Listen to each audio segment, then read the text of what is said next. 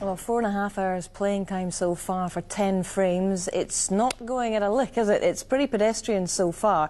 But I suppose from Graham Dott's perspective, he won't really care about that. Not bothered in the slightest. Just keep playing and doing what he's doing. He's having a good little run of the balls as well. When he's leaving Peter, he's leaving him horrible little smelly shots that, you know, that you just can't get involved in. Peter's not playing great. He looks a little bit, if you like, lethargic compared to yesterday.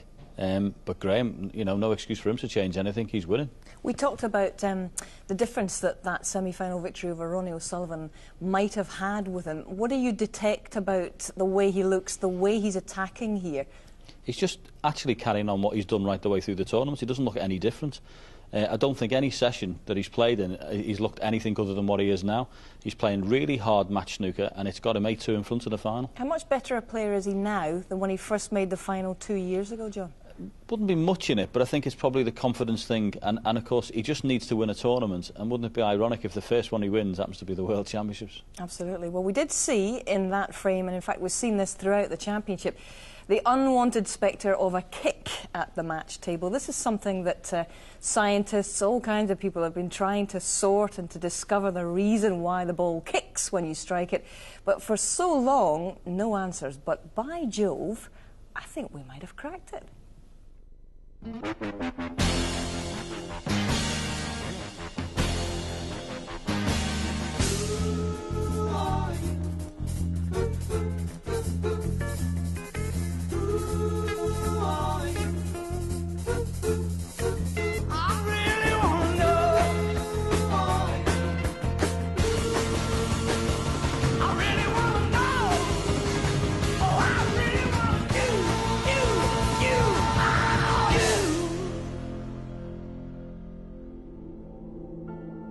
It's the biggest crime in snooker.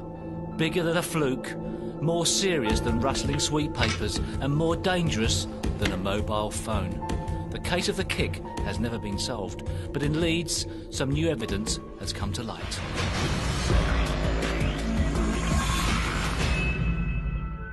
My name is Bob Ledger. I've got a degree in environmental science with education, and I've been a cue sport lover for more than 40 years now.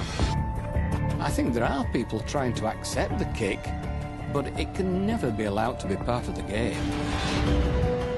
I derived the theory that the kick is most likely to be chemical in origin. Both the ball and cloth are very good products, but I think there's a little bit of chemistry between them. There's this minuscule amount of oil from the ball, and I also think at the cropping stage we're getting oil on the cloth. And I think the reaction between the two is causing one area of the ball to react differently to other areas, and hence the kick. Bob the chemist isn't the only man to come up with a theory. Mr. Chalk was the first to talk. Kicks are caused by dirt, dust, grease, microscopically small bits of debris adhering to one or other of the balls. It was a good lead, but we needed more proof. The case took a different turn when a lab in Southampton took the investigation in a new direction. Yes, I think some deviation due to electrostatic forces is possible. We don't know if it's probable as yet. Well, electrostatic charging is an imbalance, really, of positive and negative charges on a surface. Now, that imbalance can arise due to frictional rubbing or just by simple contact. An example of charging, then, is the motion of a billiard ball along a billiard table. Both charge up. So, 3 theories, but not enough proof for a conviction. Bob the chemist, though, has some corroborating material from a man with some real forensic expertise. I'm Peter Lee. I work here at the University of Leeds in the Mechanical Engineering Department, specialising in tribology. Tribology is the study of lubrication, friction and wear and how they interact with one another. Bob found us and just came to us to discuss with us the possibility of looking at his theory with him. Morning, Peter. How are you? Thanks for the... Initially taking one snooker ball which was just dusted down, and then again we've done the same after it's been cleaned with ethanol. You can pick up small flaws in the surface, cracks, scratches, even a particle of dust on the surface, or oil that might be on there as well. We looked at the surface before it was cleaned with ethanol, it had more peaks on it, and afterwards it had less peaks. In very simple terms, yes, you can be making the surface of the ball more smooth, yes.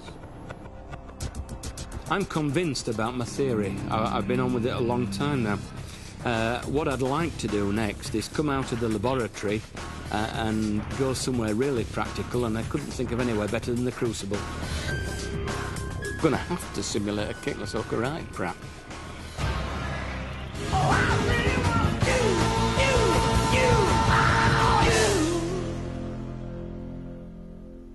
So that's the theory, and tonight Bob Ledger has come down to the Crucible to put that theory into practice, hasn't he, Steve? Yes, Hazel. Well, most people in the game thought that it was either chalk or static electricity that was causing the kicks. OK, let's take those two out of the equation. Firstly, the balls you see on the table have been touched by human hands, and the one in Bob's hand, obviously, no static electricity, no static charge. I've taken all the chalk off my tip, and there's none on the table. So those two out of the equation.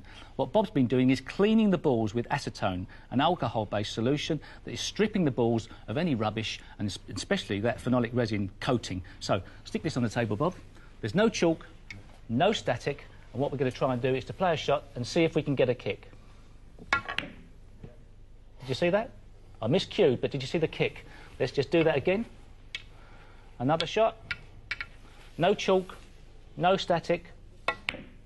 Massive, massive kick. Now, Bob, you think it's in the cloth. Yes, There's something in the cloth, an oil in the cloth that's made during the process of cutting the cloth? Yes, I do, Steve, yes. OK, could the oil be changed? Yes, I'm sure it could, or there are other solutions. I think what we need now is cooperation with the trade, and I'm meeting World Snooker Limited to try and broker that cooperation. No chalk, no static, massive kick. Amazing. Thank you. Pleasure. Well, it seems we've got to the problem with the kicks, but we also have another problem on a snooker table, and that's when you get what we call pingers. That's when the cue ball goes onto a cushion and sometimes comes off 2 or 3 times the speed it went on. And with Martin Clark here, Assistant Tournament Director, and how did this come about? Well, we had a letter off a gentleman called Ben Plummer, and he wrote into the tournament committee. His theory is that the chalk gets stuck to the cue ball and then gets trapped between the nose of the cushion and the ball, and it makes it spring off. Well, we'll see, because we've got the equivalent here, the golfing stint meter. If you let this cue ball go, there's no chalk on this cue ball at all, and there's none on the cushion. So we just let that go, Martin. We'll see what that comes back to. Off the cushion and back to here, which is pretty good. So if you can put that back on, I'm going to load this cushion up with chalk down here. Obviously this is exaggerated, but the chalk will be trapped between the cue ball and the cushion then. So if you let that go onto there, and you can see from that, if we move that machine, it's gone way past. So there's something definitely in the theory of this, and of course the next time they want to take a cushion off, there's no point. It's all about the chalk. Very good. The appliance of science at the Crucible. We're solving the problems here. But you know, the atmosphere out in the Crucible itself is extremely intense, and it's an atmosphere that a former cricketer, Jack Russell, is trying to capture on canvas. He's painting an image which ultimately could end up on your wall. By entering our Sport Relief competition, you could be in with a chance of winning a fantastic limited edition print of Jack Russell's painting of this year's final, plus 2 tickets to see the final of the 2007 World Snooker Championship. There'll also be 3 runners-up prizes of signed copies of Jack's work, and you'll also be helping to raise money for Sport Relief. All you have to do is give us the answer to this question. Who lost in the final of the 2005 World Snooker Championship? Was it A, Steve Davis, B, Stephen Hendry, or C, Matthew Stevens? Tell us your answer by calling 0901 29 32 942 or text the word snooker with your answer to 82125. Texts cost £1 plus your standard network charge. Calls cost £1 from BT landlines. Calls from mobiles and other networks may vary. At least 70 pence from each entry goes directly to Sport Relief, and the competition will close at 3 o'clock on Monday afternoon, and the winners' names will be drawn from all of the correct entries. And there's Jack making progress. So, I'm just looking at the way you're working here, and my eye goes immediately to the trophy. Oh, that's good then, because that's the plan. Yeah, I want to keep the viewer's eye into the middle here. I want all the action in the middle there, and obviously the trophy's quite key to that, and obviously the light on the table, and then when I put the players in and the cameras, everything will point towards that. So I'm keeping the light, the bright part of the picture in the middle to keep the viewer's eye, you know, on the action in the middle there. Because that's what everyone's after, isn't it? That trophy. That's what counts there. That trophy, definitely. You started on Thursday, so is this day 4 of a 5-day test match? Because you've got to be finished tomorrow. Yeah, I'm used to 5-day test matches, so but not in painting terms. It's been tough, but I've really enjoyed it so far, and I'm honing in. I know tomorrow's the big day all round for what's happening out there and also what's happening on this canvas. So building up to the big day, and hopefully it'll all come together and be spot on, you know, towards the end of the game. I guess concentration levels, because when you used to keep wicket, you had to concentrate all day. You've got to concentrate on this, and Graham and Peter have got to try and concentrate out there. Yeah, I don't mind concentration. It's quite a, you know, all I think about is what's on this piece of canvas here. So the rest of the world disappears to me. And I expect it's the same for those guys who are hitting a snooker ball. You know, they've got to focus on the job in hand. And I suppose it's quite similar in a lot of ways. And keeping wicket, catching a cricket ball, the only thing you should focus on is the cricket ball. So there's a lot of concentration in this, but I enjoy it. Now, you're a big supporter of Sport Relief, and I think a signed print of this is going to go to try as a competition prize to help the Sport Relief Fund. Yeah, that's right. I got involved with Sport Relief earlier in the year. I was out in India a few weeks ago, and we played a few charity cricket games. But it was basically to see where the money was spent, and find out what happens to the money when it's donated and it goes into the pot, and then it's all spread out. And we went out onto the front line in India, where they've had a few problems over the last year or two in particular, and the money's being very well spent, and it's improving a lot of people's lives, in particular young people's lives, so the money's going to a very good cause. I actually went to South Africa and saw some of the projects too. It's a very humbling experience, would you agree? It's probably one of the most moving 10 days of my life. I might sound an easy thing to say, but it was an emotional roller coaster. It was a lot of fun and laughter, but a lot of sadness in a lot of ways, and it was just great to see that the money is being well spent, and I think that's important. Yeah, and the money gets spent abroad but also at home. And this year for Sport Relief, if you'd like to enter the Sport Relief Mile, which is going to be one of the big focal points of the day to try and raise money, there's a phone number. You can go 0845 605 8000, 0845 605 8000 for an entry pack, or you can go to the website there, www.bbc.co.uk/Sport Relief. If you enter the mile, anything you can do for Sport Relief is going to be put to good use. Now, no one's really counted, but how many shots have been played during this World Championship? No one's counted how many, but which is the best too? Here's a list to choose from.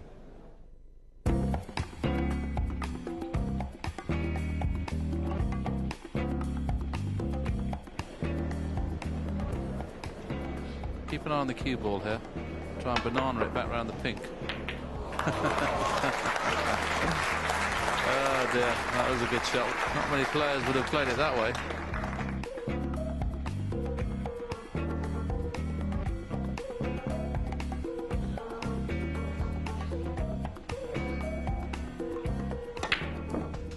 What a shot.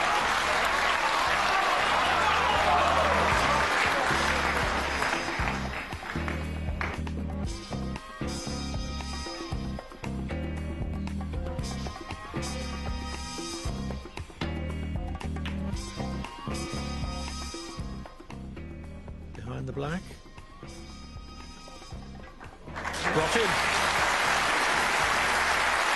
Wow, what a fantastic shot from John.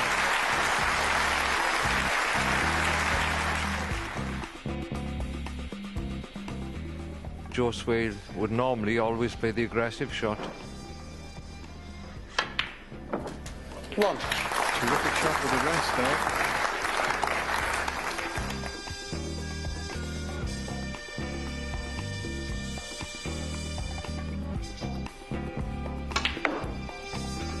Well, this is a great shot. That's a brilliant shot.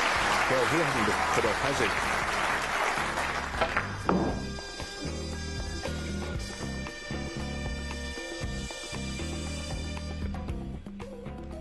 little thin edge on the right-hand side as he looks at it.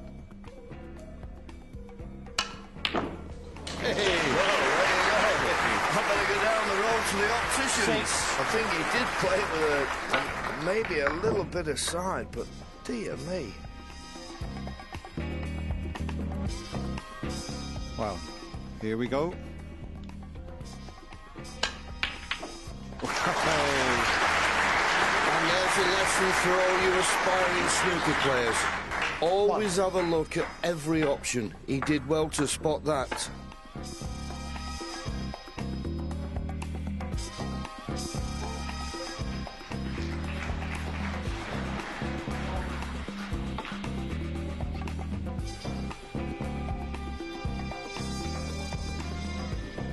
Very good shot. Tremendous shot.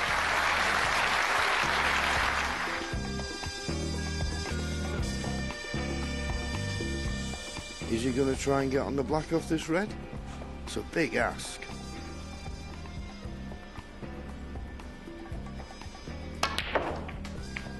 He's tried it. He's tried it. And it's worked. What a shot that was. Sensational, Peter.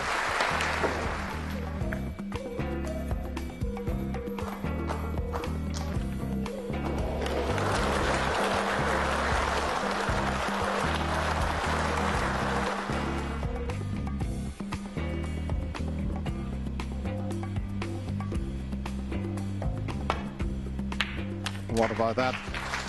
Under pressure, what about that shot? That is fantastic from Peter Ebden.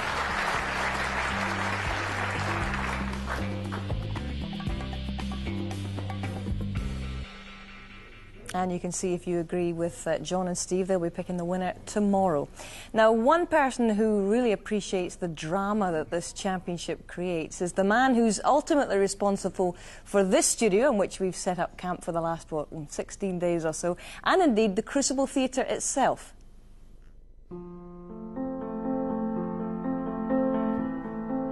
Sheffield has a very justified sense of civic pride about its theatre. We're nationally famous for all the right reasons and beginning to be known internationally. We're really on the map now. Sheffield likes its stars and it likes its quality, and I aim to provide both of those. Made in Sheffield. I'm Samuel West. I'm the artistic director of Sheffield Theatres, which is a complex of 3 theatres made up of the Lyceum, where we are now, the Crucible, which is over the road, where the snooker is at the moment, and the Crucible Studio, which has been taken over by the television studio and the practice table. Both my parents are actors, Prunella Scales and Timothy West, and I first saw them on stage when I was about 6, so I got very blasé about wandering around theatres when I was little. They didn't really get the magic back until I'd started doing it professionally, which was after I left university. But I've only started directing in the last 5 years. Once I started enjoying that, then becoming artistic director of a theatre was kind of the next step. The television studio where we were sitting, the Crucibles, last time I was on that stage, there was a Jeep parked there, ready to drive on at the beginning of Act 1. It's weird what happens to the theatre when the snooker moves in. You can't quite get your bearings because everything changes. Well, one of the things that people don't see is the preparations for the snooker, which are fascinating. The floor gets lowered because it improves the camera angle. And that takes like days. It gets carpeted, and then the tables get built from scratch. So they bring them in, and then, you know, enormous 5 pieces of slate get laid on each table, and then they get covered, and the cushions get brought in. I mean, it's great theatre. We should sell tickets for that. So one of the things I've got it in my head to do is commission a play about the World Snooker Championship. Maybe one year we can persuade the sponsors to leave their set behind, and we'll go in and make theatre on it. I decide what we put on for the 49 weeks when the snooker isn't on. We do mostly our own shows in the Crucible, and we mostly receive shows in the Lyceum. This week we've got a touring production of Cats.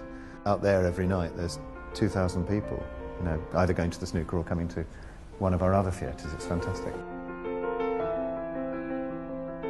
One of the things we do really well is we keep it cheap. We have public dress rehearsals here on the first day of our show, which are £1. And there are people who go only to those. You can see our entire season for £9. And people dress up and bring their friends, and they're amazing occasions. Well, I'm a very keen snooker player, but I've never come to Sheffield to see it before. Last year they let me slip into the back, and I took what may be the least well-timed pee break in history. I went out just before the frame where Mark Williams got his 147. And of course they're very properly right here about not letting you back in.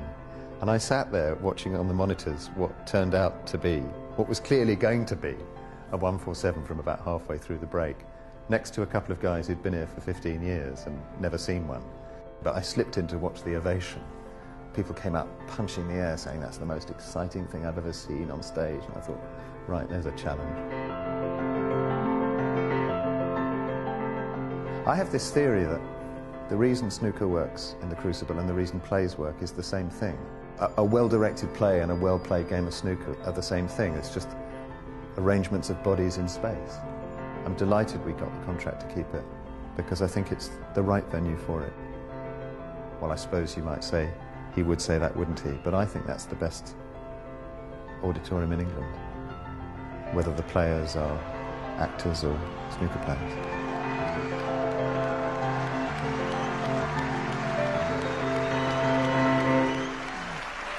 Sam enjoying events. If he can't get a ticket for the final, then no one can. Right, there's a change of personnel in the commentary box. Dennis Taylor and Clive Everton have had an extra cup of coffee. Are you ready for a late night, boys? The night shift has come on. 6 more frames to be played